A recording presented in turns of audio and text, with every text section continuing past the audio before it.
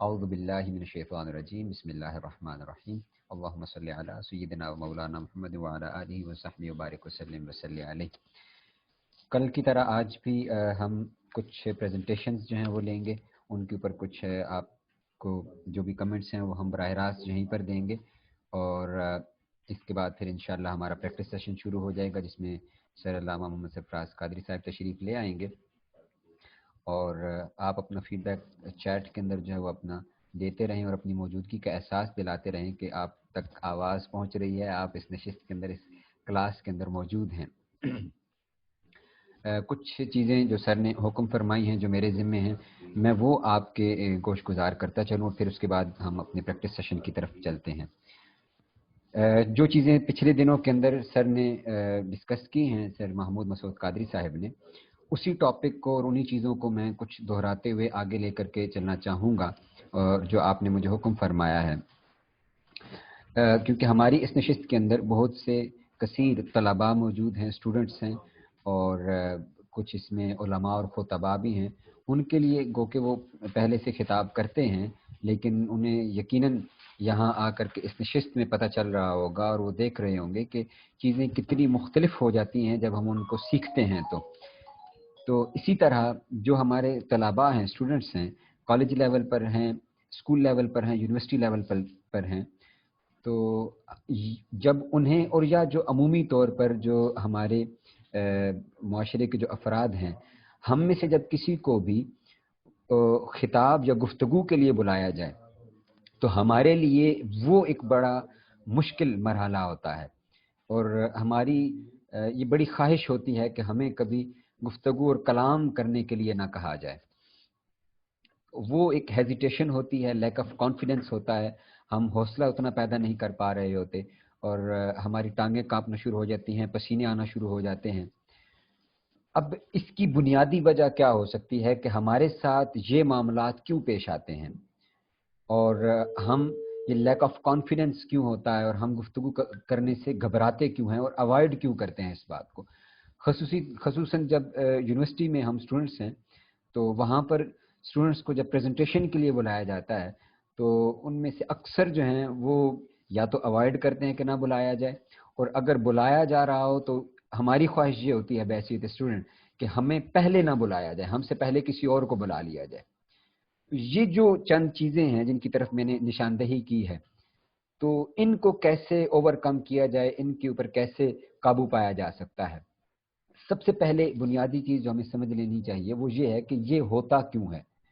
اس کی سب سے بڑی اور بنیادی وجہ وہ خود اعتمادی کی کمی ہے، ہمیں اپنے اوپر اعتماد نہیں ہوتا، اور دوسری اس کی بہت بڑی وجہ کہ ہمارے اندر کیونکہ مطالعہ کی کمی ہوتی ہے، پریپریشن، تیاری کی کمی ہوتی ہے، تو اس وجہ سے ہم ہیزیٹیٹ کر رہے ہوتے ہیں، گھبراہٹ کا شکار ہوتے ہیں، اور ہم مائک پر یا ڈائس پر جانا نہیں چاہ رہے ہوتے بغیر تیاری کے، اور اچانک اگر کہہ دیا جائے، اور بعض اوقات تیاری کے ساتھ بھی ہم نہیں جانا چاہ رہے ہوتے، ہم اوائڈ کرتے ہیں کہ یہ چیز جتنی حد تک اوائڈ ہو جائے وہ اتنا ہی اچھا ہے۔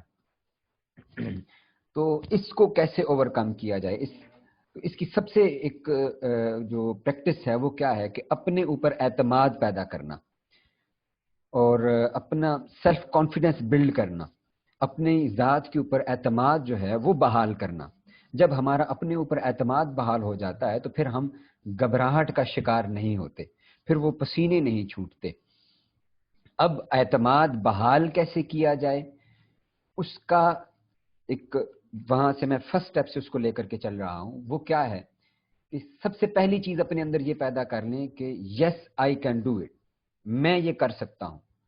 یہ کوئی مشکل امر نہیں ہے، کوئی پہاڑ سر نہیں کرنا ہم نے، یہ کام ایسا ہے کہ میں یہ کر سکتا ہوں۔ سب سے پہلے ہمیں ذاتی طور پہ خود کو یہ یقین دلانا ہوتا ہے، ہم اپنی ذات کے اندر خود کو یہ یقین نہیں دلا پا رہے ہوتے کہ میں یہ کام سر انجام دے سکتا ہوں، تو ہم اس آڈینس کو فیس کرنے سے گھبرا رہے ہوتے ہیں، ہم ڈائس پر جانے سے، مائک پر جانے سے، سٹیج پر جانے سے گھبرا رہے ہوتے ہیں، اور ہمیں لگتا ہے کہ یہ کام کوئی بہت انوکھا کام ہے، بہت بڑا کام ہے، بہت مشکل کام ہے، جو کم از کم میں سر انجام نہیں دے سکتا۔ تو اس کے لیے جو بنیادی چیز ہے وہ اپنے ذہن کے اندر یہ بٹھا لیں کہ میں یہ کام کر سکتا ہوں. اس کے اندر کوئی مشکل چیز نہیں ہے. اس ہیزیٹیشن بیریئر کو توڑنا اور ختم کرنا. اور اس کے لیے عموماً ہم جب یہاں اساتذہ کرام سے سیکھتے ہیں تو ایک لطیفہ ہے چھوٹا سا، میں آپ سے شیئر کرتا ہوں.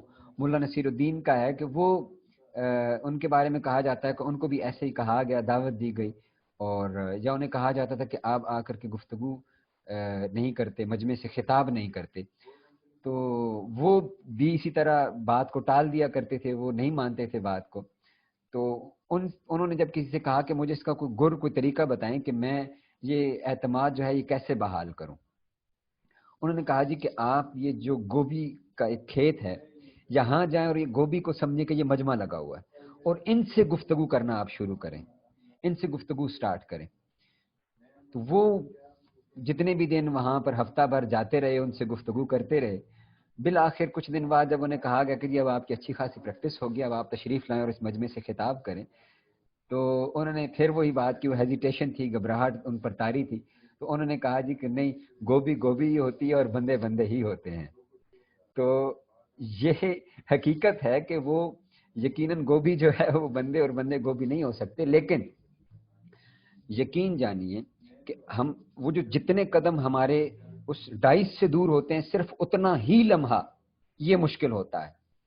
جس لمحے آپ ڈائس پر کھڑے ہو گئے ہیں اور آپ نے گفتگو شروع کر دی ہے تو لوگ آپ ہی کی طرف متوجہ ہیں اور جو آپ کہیں گے وہی انہوں نے سننا ہے، وہی انہوں نے سننا ہے. تو یہ خود اعتمادی اپنے اندر پیدا کی جائے. دوسرا اس کا طریقہ کار کیا ہے خود اعتمادی اپنے بحال کرنے کا؟ ایک تو میں نے چیز کی کہ اپنے اوپر یقین رکھنا کہ میں یہ کام کر سکتا ہوں، میں اس کو سر انجام دے سکتا ہوں. دوسری چیز جو ہیزیٹیشن ہمیں جہاں پر ہوتی ہے وہ ایک بڑی بنیادی چیز ہے جو میں نے جس کا ذکر کیا، وہ پریپریشن ہے، تیاری ہے. سب سے بڑی وجہ ہماری جب تیاری نہیں ہوتی گفتگو کی تو تب ہم ہیزیٹیٹ کرتے ہیں پریزنٹیشن دینے سے، گفتگو کرنے سے، ڈائس پر جانے سے، کیونکہ ہماری تیاری نہیں ہوتی. تو ہمیں یہ نہیں سمجھ آ رہا ہوتا کہ بات کو شروع کہاں سے کرنا ہے، پھر آگے گفتگو کرنی کیا ہے، اور اینڈ گفتگو کا کہاں پر جا کر کے کرنا ہے. تو یہ دماغ سارا اس مخمصے میں پھنسا ہوا ہوتا ہے اور ہم یہ دیکھ رہے ہوتے ہیں کہ اگر میں اس حالت میں ڈائس پر چلا گیا تو میں بولوں گا کیا. دیکھیں ہمارا ذہن ڈائیورٹ ہوتا ہے مختلف چیزوں کی طرف، وہ توجہ اس طرف ہوتی ہی نہیں ہے کہ میں نے بولنا ہے، وہ توجہ دوسری طرف، دوسرے خیالات کی طرف ہوتی ہے. پہلی چیز اس میں کیا ہوتی ہے کہ مجھ سے ہوگا نہیں، میں جاؤں گا تو میں کروں گا کیا، وہ یہ باتیں ذہن میں آ رہی ہوتی ہیں. پھر تیاری نہ ہونے کی وجہ سے پھر یہی چیز آ رہی ہوتی ہے کہ میں کیا جا کر کے بولوں گا. جب توجہ اس طرف ہوتی ہے تو پھر ہم بول نہیں پاتے. یقینی امر ہے کہ پھر ہمارا کیونکہ دماغ، برین ہے نا، وہ at the same time simultaneously وہ مختلف ایکٹیویٹیز تو نہیں کرے گا، ٹھیک ہے، تو وہ ایک ہی کام سر انجام دے گا. تو ہم یا الفاظ سوچیں گے اور سوچ کر کے گفتگو کریں گے، بولیں گے، اور یا ہمارا دھیان اس بات کی طرف ہوگا کہ مجھ سے بولا نہیں جائے گا یا میں کیا بولوں گا. تو دونوں چیزیں یہ اس بات کا کے لیے ہیں کہ اگر ہم یہ یقین دلا دیں کہ میں بول سکتا ہوں تو ایک چیز کو تو ہم نے اوور کم کر لیا. یہ آدھا امر یہاں پر یہ ختم ہو گیا کہ یہ میں کر سکتا ہوں، تو اب آدھا دھیان تو یہاں سے ہم نے بٹا لیا اپنا. اب باقی آدھا کا دھیان میں کیا بولوں، وہ تیاری سے ہے. وہ اچھی پریپریشن جب ہم نے کی ہوئی ہو، پریزنٹیشن اچھے سے تیار کی ہوئی ہو، مطالعہ کیا ہوا ہو، پڑھا ہوا ہو، نوٹس بنائے ہوں جس کی طرف سر نے گزشتہ نشست کے اندر بڑی تفصیل کے ساتھ حضور شیخ الاسلام کی مثال دے کر کے آپ نے ارشاد فرمایا کہ کیسے گفتگو کو سٹرکچرڈ بنایا جائے. آپ نے دیکھا ہوگا کہ سر محمود مسعود قادری نے بڑی تفصیل کے ساتھ اس کے اوپر گفتگو فرمائی ہے کہ اور وہ بار بار یہ جملہ بولتے تھے، بنی ہوئی نیٹڈ گفتگو ہونی چاہیے، نیٹڈ سپیچ ہونی چاہیے اور سٹرکچرڈ گفتگو ہو، سٹرکچرڈ، باقاعدہ اس کا آغاز ہو، اس کا کلائمیکس ہو اور پھر اس کے بعد اس کی ایک اینڈنگ ہو. تو یہ ایک بنیادی چیز ہے جس کے ذریعے ہم اپنی اس ہیزیٹیشن بیریئر کو جو ہے وہ اوور کم کر سکتے ہیں، اپنی ہچکچاہٹ کو، اس گھبراہٹ کو ہم ختم کر سکتے ہیں. اب ایک اور چیز ہے، کیونکہ ہمیں عمومی طور پر پریکٹس نہیں ہوتی گفتگو کی تو ہم اس لیے بھی ہچکچاتے ہیں اور گھبراتے ہیں، ہمیں گفتگو کی پریکٹس نہیں ہوتی. اس کے لیے ایک اچھی چیز یہ ہے کہ سب سے پہلے کاغذ کے اوپر، اب یہ آپ سے میں چند بڑی ذاتی چیزیں عرض کرنے جا رہا ہوں کہ جو میں اکثر شیئر کرتا ہوں کہ میں اپنی پریکٹس میں کیسے کرتا ہوں، اور آپ سے میں شیئر کروں، یہ بھی اساتذہ کرام سے ہی یہ چیزیں سیکھی ہیں، اور میرا خیال ہے کہ یہ قدر آسان چیزیں ہیں۔ دیکھیے، سب سے پہلے آپ ایک خاکہ اپنی تقریر کا تیار کریں گے۔ ہم سب سے پہلے ہمارا موضوع ہے، اس موضوع کے تحت آیات، اس آیت کے ترجمہ اور تشریح کے تحت ہم نے کیا باتیں کرنی ہیں یہ ہم نے طے کر لیا۔ اس تشریح کے اندر پھر احادیث آنی ہے، حوالہ جات آنے ہیں، پھر ان احادیث میں سے احادیث کے اوپر گفتگو ہو سکتی ہے، احادیث کے ایک ایک جملے، ایک ایک لفظ کے اوپر گفتگو ہوتی ہے۔ دیکھیں، حضور شیخ الاسلام جیسے گفتگو فرماتے ہیں تو یہ نقطہ اب کیسے بیان کیا جاتا ہے، اس کی طرف تھوڑی سی میں توجہ دلانا چاہوں گا کہ آپ ایک آیت مبارکہ پڑھیں، اس ایک آیت مبارکہ کی پوری تفصیل بیان کی جا سکتی ہے، اس کے ایک ایک لفظ کے اوپر گفتگو کی جا سکتی ہے۔ جیسے مثال کے طور پر میں عرض کرتا ہوں کہ آیت مبارکہ ہے بسم اللہ الرحمن الرحیم، قل لا اسألکم علیہ اجرا الا المودۃ فی القربى۔ اس میں لفظ قل کے اوپر صرف گفتگو کی جا سکتی ہے کہ اللہ رب العزت نے جو فرمایا ہے کہ محبوب فرما دیجئے۔ اب اس فرما دیجئے کا معنی کیا ہے؟ حضور شیخ الاسلام نے مختلف خطابات کے اندر اس موضوع کے اوپر صرف اس لفظ کل کے اوپر گفتگو فرمائی ہے کہ یہ لفظ کل کتنا اہمیت کا حامل ہے، کہ جب اللہ رب العزت کل فرماتا ہے کسی امر اور کسی کام کے لیے، یعنی اللہ رب العزت نے بہت ساری جگہوں پر حکم براہ راست فرمایا ہے، یا ایھا الذین آمنوا کہہ کر بھی فرمایا ہے، یا ایھا الناس کہہ کر بھی فرمایا ہے۔ تو وہ کون سا ایسا خاص موقع ہوتا ہے کہ اللہ رب العزت جب یہ فرمائے کہ محبوب قل، یہ بات آپ ان سے کہہ دیں، تو اس پر حضور شیخ الاسلام فرماتے ہیں کہ جب یہ جتانا ہو کہ یہ جتنے معاملات ہیں، اس سارے دین کے معاملے کے اندر سب سے اہم ترین چیز اور ہستی وہ آقا کریم علیہ الصلوۃ والتسلیم کی ہے۔ جب امت کو اور لوگوں کو یہ باور کرانا ہو، اس کی مثال وہاں پر ہے کہ اللہ رب العزت اب اپنی توحید بیان کر رہا ہے، اپنی توحید، اپنی وحدانیت، اپنے ایک ہونے کا اعلان اور ذکر وہ خود براہ راست نہیں کیا کہ ان اللہ احد، فرمایا محبوب قل، یہ بات بھی آپ انہیں بتائیں۔ یعنی اس راستے، اس برج، اس واسطہ رسالت کی اہمیت کو اللہ رب العزت نے بتانا ہو تو پھر اللہ رب العزت اپنی محبوب کی ذات کو، کیونکہ ہمارا یہ جو معاشرہ ہے جس دور میں ہم ہیں، تو یہاں پر کچھ لوگ وہ واسطے کو چھوڑ کر کے براہ راست جانے کی بات کرتے ہیں، تو اس کو حضور شیخ الاسلام نے کاؤنٹر کرتے ہوئے کیا ارشاد فرمایا کہ اللہ رب العزت نے فرمایا کہ نہیں، مجھ تک آنا ہے تو مجھ تک آنے سے پہلے بھی واسطہ رسالت ہے، کل یہ رسالت ہے، اس پر ایمان لائیں گے تو هو اللہ احد، توحید پر ایمان لائیں گے۔ اب یہ ضمناً میں نے عرض کیا کہ سٹرکچر گفتگو کیسے ہے کہ ایک آیت کے ایک ایک جزء کے اوپر گفتگو ہو سکتی ہے، یہ 5 منٹ میں نے اس پر لگا دیے۔ پھر لا اسألکم، اس کے اوپر گفتگو ہو سکتی ہے کہ میں سوال نہیں کرتا، تو اس کے مختلف نکات بن جائیں گے کہ سب سے پہلی چیز کہ لا اسألو، میں سوال نہیں کرتا سے ثابت ہوتا ہے کہ نبی کبھی بھی امت سے سوالی نہیں ہوتا، وہ عطا کرنے والا ہوتا ہے۔ امت نبی کی سوالی ہے، نبی وہ امت سے کبھی سوالی نہیں ہوتا، وہ کسی شے کا سوال نہیں کرتا۔ فرمایا لا اسألکم، میں تم سے سوال نہیں کرتا۔ پھر اجرن کے اوپر گفتگو ہے کہ یہ اجرت کیا ہے، اس سے کیا مراد ہے، اور اس کے ضمن کے اندر یہ کس کی طرف اشارہ ہے، یعنی دین ایمان کی تعلیم کی طرف ہے کہ میں جو دین لے کر کے آیا ہوں، شریعت توحید تم تک پہنچائی ہے اور تمہیں یہ جو ایمان کی نعمت سے نوازا ہے، تو میں اس کے بدلے میں تم سے اجرت طلب نہیں کرتا۔ تو آپ دیکھیں کہ یہ آپ کے 10 سے 15 منٹ کی گفتگو صرف اس ایک آیت مبارکہ کے تمام جزیات کے اوپر ہے، تمام جزیات کے اوپر۔ تو یہ گفتگو کو بنانے کا طریقہ ہے، یہ میں نے اس طرف اشارہ کیا ہے، ضمن چلتے ہوئے میں نے بات کی۔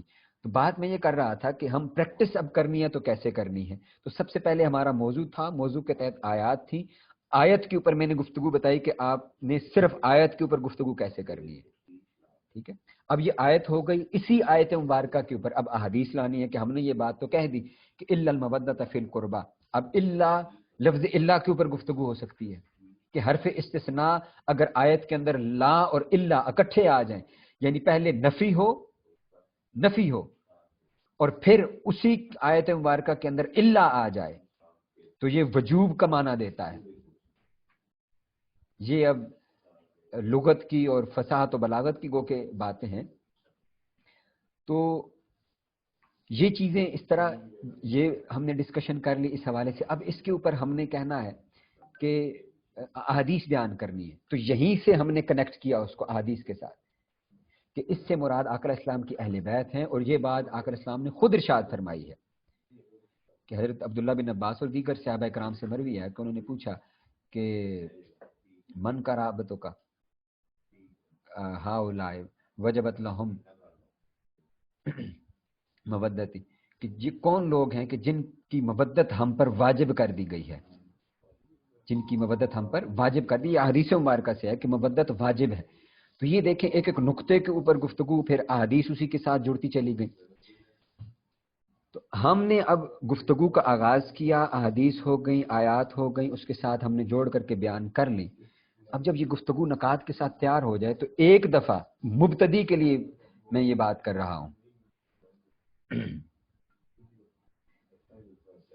تو یہ کچھ آپ کے سوالات آ رہے ہیں چیٹ میں، تو میں وہ بھی دیکھ رہا ہوں، اور انشاءاللہ ہم کوشش کرتے ہیں کہ ان سوالات کو بھی ساتھ میں ہم لے لیں. جو آپ کے سوالات آئے ہیں میں ان کو دیکھ لیے ہم نے. یہ میں انشاءاللہ ان کی طرف بھی آتا ہوں. تو میں جو بات کر رہا ہوں اس کو ذرا مکمل کرنا چاہوں گا کہ مبتدی کیا کرے. اب مبتدی ابتدائی طور پر کیونکہ ہم نے گفتگو کرنی ہے، اس خطاب کو پہلے ایک دفعہ خود اپنے آپ سے کر کے دیکھیں، اپنے آپ کو سنائیں، اور یہ سمجھیں کہ میں بطور سامع اس گفتگو کو اگر سن رہا ہوں تو میرے اوپر یہ کس حد تک اثر انداز ہوگی.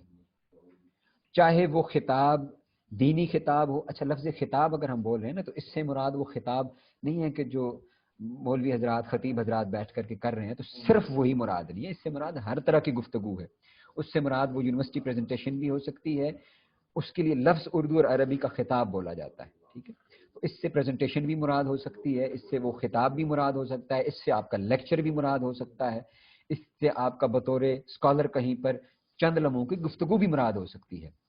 میں اگر لفظ خطاب اگر صرف اس میں بول رہا ہوں تو میں نے گزارش کی کہ وہ اپنی گفتگو، وہ اپنا خطاب، وہ اپنی پریزنٹیشن سب سے پہلے خود کو دیں اور بطور سامع سنیں کہ میں اگر اس کو میں بطور سامع یہ گفتگو اگر سنوں تو مجھ پر اس کے کیا اثرات ہوں گے، میں کہاں اس پر جوش اور پیک آ رہا ہے نہیں آ رہا، تو میرا ریئیکشن رد عمل اس گفتگو پر کیا ہوگا. میرے منہ سے واہ یا سبحان اللہ نکلے گی نہیں، میری توجہ بٹے گی تو نہیں کسی دوسری طرف اگر میں اس گفتگو کو کروں اور سنوں. اور کیا میں نے جو موضوع میں لے کر کے چلا تھا میں اسی موضوع کے تحت گفتگو کر رہا ہوں یا میں اس سے ڈیٹریکٹ ہو کے ادھر ادھر کی باتیں کر رہا ہوں. اور دوسری چیز جیسے سر محمود نے بار بار ارشاد فرمائی کہ عوام کے یا سامعین کے ذہنوں میں آنے والے سوالات کا جواب دینا. تو کیا میں نے اس موضوع کے تحت اگر کسی کے ذہن میں یہ سوال آ جائے اور کوئی مجھ سے پوچھ لے، جیسے آپ اسٹوڈنٹ لائف کے اندر اگر اسکول میں یا کالج میں یا یونیورسٹی میں پریزنٹیشن دیتے ہیں تو ہو سکتا ہے کہ کوئی یہ سوال پوچھ لے. میں آپ کو اپنی ایک مثال عرض کرتا ہوں کہ میں نے یونیورسٹی میں ایک پریزنٹیشن دی اور وہ مارکیٹنگ کی پریزنٹیشن تھی، مارکیٹنگ کی، اور ٹاپک ہم نے چنا ہوا تھا ہونڈا موٹر سائیکل جو ہم بناتے ہیں، یہ جو سیل ہوتے ہیں. تو بطور کمپنی ریپرزنٹیٹیو اگر میں نے وہ پروڈکٹ اس کی مارکیٹنگ کرنی ہے تو میں نے اس کے اوپر پریزنٹیشن دینی تھی. اب وہ پریزنٹیشن دی اور اس میں چند چیزیں جن کی طرف میری توجہ نہیں گئی، اور میں نے وہی چیز جو غلطی کی کہ ان سوالات کا جواب میں نے خود سے نہیں ذہن میں نے لائی، ان چیزوں کا احاطہ نہیں کیا.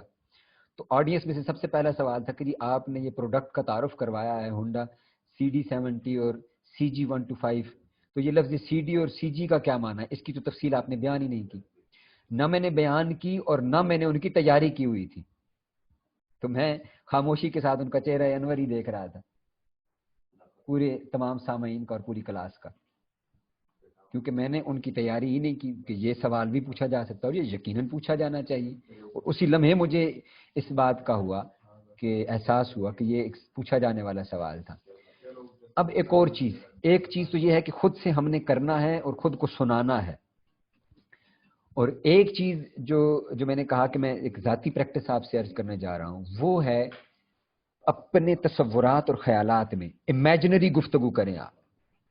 इमेजिनरी, तसव्वुर में, इमेजिनेशंस में ला करके कि मजमा बैठा हुआ है और आप उससे ये गुफ्तगू कर रहे हैं, इस तरह इस फलां जगह पर खड़े होकर के ये गुफ्तगू आप कर रहे हैं। तो आप जहन में लाते जाएं कि अब आपने ऑडियंस को किस तरह देखना है, सामाईन को देखा किस तरह है, उनकी तरफ तवज्जो क्या की, क्या अल्फाज बोले और उनका आगे से रद्द अमल क्या था, ये खुद ही अज्यूम करते चले जाएं आप। इस प्रैक्टिस को कर लेने से, ये जो इमेजिनेशनरी और तसव्वुराती एक प्रैक्टिस आपको मैंने बताई है, जब आप अपनी जात के साथ ये करेंगे, इससे आपका हेजिटेशन, हिचकिचाहट का बैरियर बहुत हद तक खत्म होगा, बहुत हद तक खत्म होगा। आपको एक हौसला मिलेगा और आपके लिए आसानी होगी कि मैंने तसव्वुराती तौर पर इमेजिन किया हुआ है कि मेरे सामने गोभी नहीं, लोग ही बैठे हुए हैं और मैंने उनको ये खिताब सुनाया है पहले, तो अब मुझे हौसला है कि मैं ये गुफ्तगू कर सकता हूं, अब मुझे ये हौसला है कि मैं ये गुफ्तगू कर सकता हूं। उससे आपको के अंदर ये हौसला पैदा होगा कि हम जा करके, तो दो चीजें हो गई, पहले मैंने कहा कि खुद एतमादी उसकी कमी होती है और दूसरी चीज तैयारी। तो दोनों चीजें हो गई। और वो कैसे खुद एतमादी का हसूल मैंने गुजारिश कर दी कि वो तैयारी के साथ मशरूत है, वो तैयारी के साथ मशरूत है।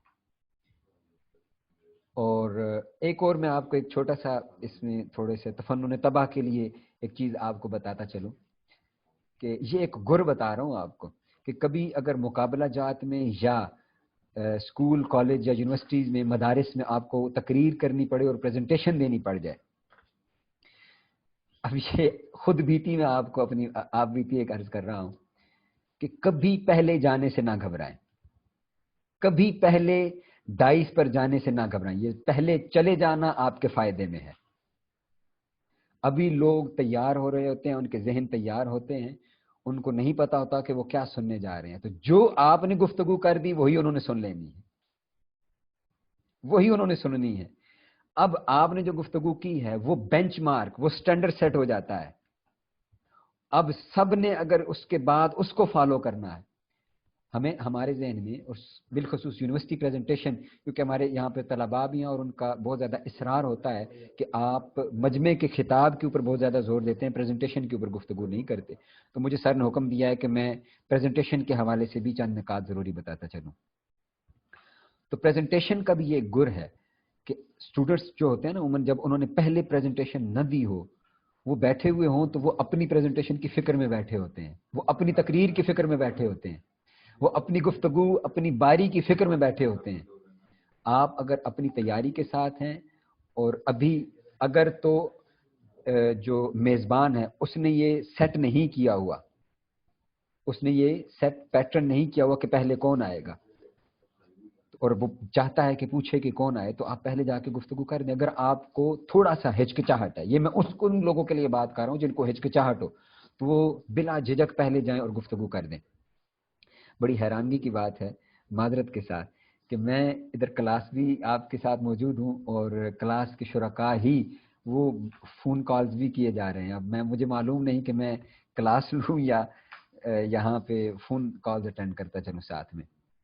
तो माजरत के साथ कि आज मैं आपको एक ही सर्विस दे सकता हूँ, वो कोऑर्डिनेशन की सर्विस जो है वो आज बंद है, क्योंकि मुझे ये जिम्मेदारी सौंपी गई है।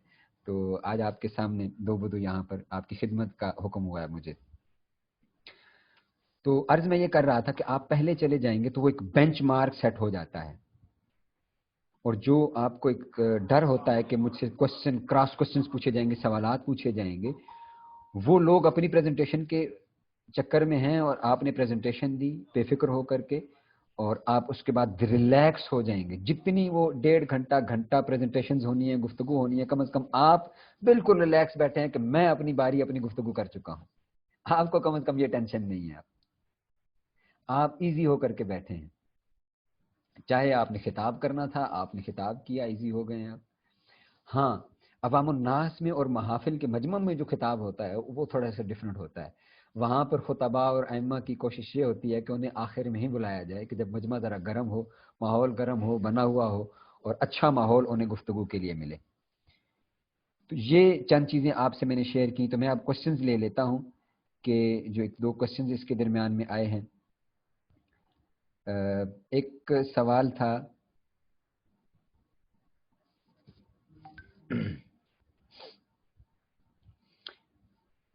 کہ مائک ہم جب ساؤنڈ میں شروع کرتے ہیں تو speaker mind got distracted badly else it works fine.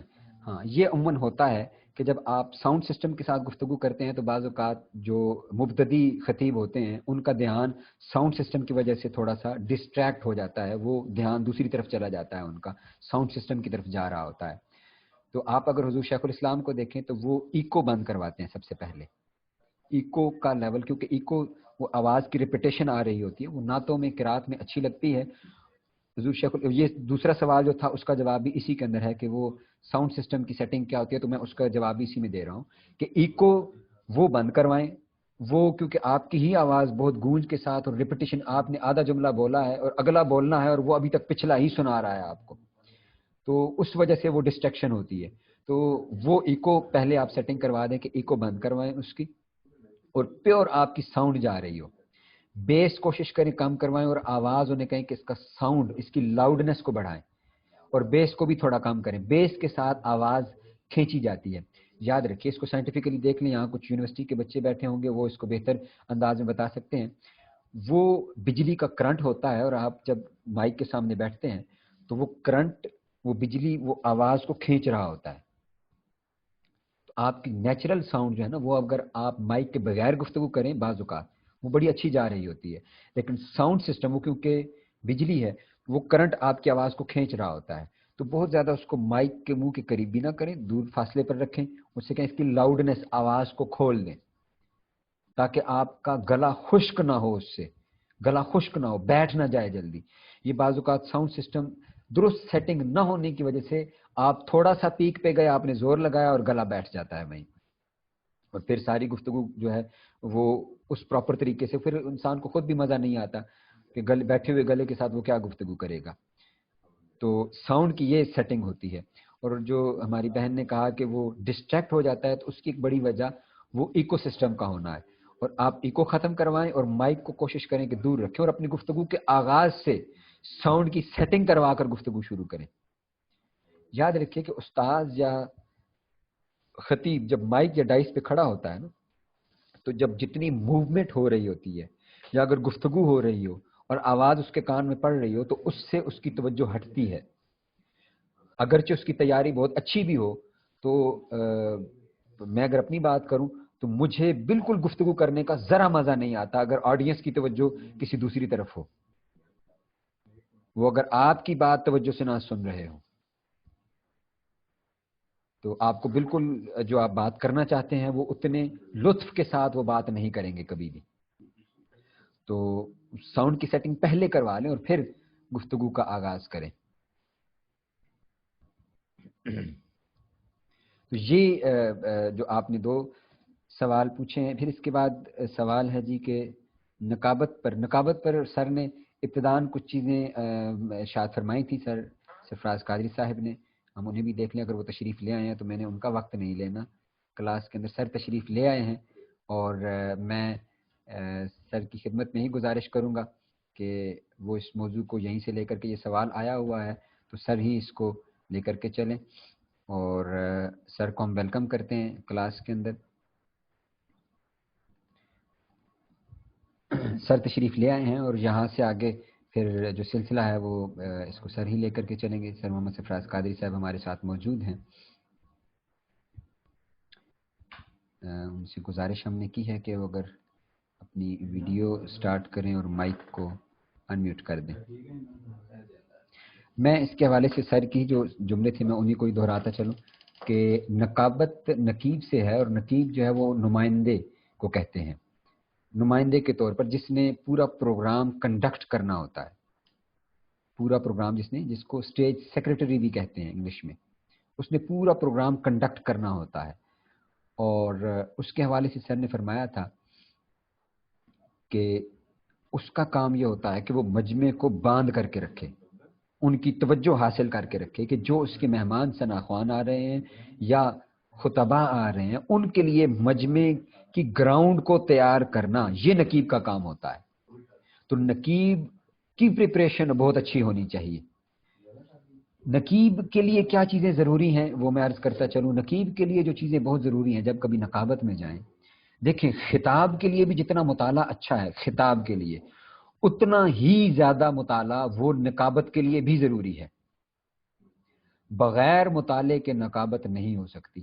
یہ ہمارے اس دور کا المیہ ہے انتہائی ادب اور معذرت کے ساتھ کہ جہلا جو ہیں وہ نقبا بن گئے ہیں. جہلا نقبا ہیں ہمارے اس دور کے اندر. پہلے جو اچھے عالم پڑھے لکھے لوگ تھے، یعنی جن کا اردو زبان پر اچھا عبور ہوتا تھا، لوگ انہی کو بطور نقیب. آپ اگر پرانے مشاعرے دیکھیں تو بڑے بڑے شاعر امجد اسلام امجد جیسے لوگ خود پورا مشاعرہ ہوسٹ کر رہے ہوتے تھے. یہ ایک باقاعدہ فن ہے پورا. اس پر لکھنے والے وہ بڑے بڑے علماء ہیں جنہوں نے اس کی کتب لکھی ہیں اور وہ نقیب رہے ہیں، کیونکہ یہ اس کا نقابت کا بہت زیادہ تعلق وہ زبان دانی کے ساتھ ہے. اس میں آپ کی لغت کے اوپر، زبان کے اوپر اچھا عبور آپ کو حاصل ہونا چاہیے اور دسترس ہونی چاہیے. آپ جو اشعار ادا کر رہے ہیں، آپ کے پاس اشعار کا میں نے کہا مطالعہ، تو اشعار کا ذخیرہ ہو کہ بر محل بر موقع اچھا شعر پڑھا جائے جو عوام کو اٹریکٹ کرے، مجمع کو اٹریکٹ کرے، اور درست تلفظ کے ساتھ پڑھا جائے جس کے اندر ایک موسیقیت پائی جاتی ہو، جس سے ایک ماحول بنتا ہے.